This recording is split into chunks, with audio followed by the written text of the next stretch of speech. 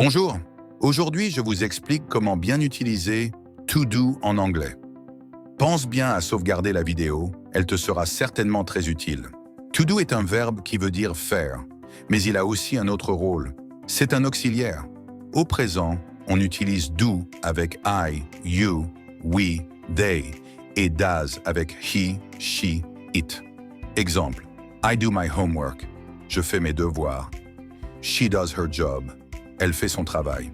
En forme négative, do devient don't et does devient doesn't. Exemple, I don't like football. Je n'aime pas le foot. He doesn't watch TV. Il ne regarde pas la télé. En ce qui concerne la forme interrogative, c'est-à-dire que pour poser une question au présent, on met toujours do ou does au début. Exemple, do you play piano? Tu joues du piano? Does she like coffee? Elle aime le café? Passons à l'utilisation de to do au passé. Au passé, pas de prise de tête. Do et does deviennent did pour tout le monde. Exemple, I did my best, j'ai fait de mon mieux. They did their homework, ils ont fait leurs devoirs. Dans la forme négative du passé, did devient didn't. Exemple, she didn't call me, elle ne m'a pas appelé.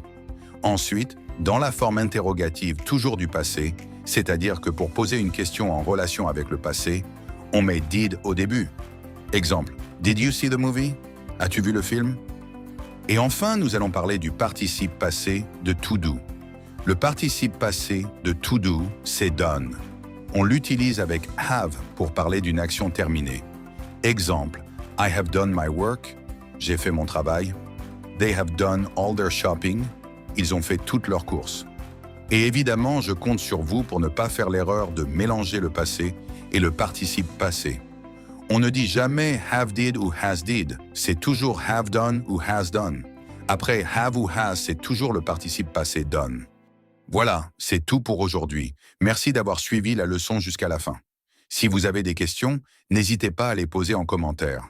Si vous avez apprécié la vidéo, pensez à la sauvegarder, la partager, laisser un like et bien sûr, n'oubliez pas de vous abonner pour ne pas manquer les prochaines leçons. À bientôt, see you soon.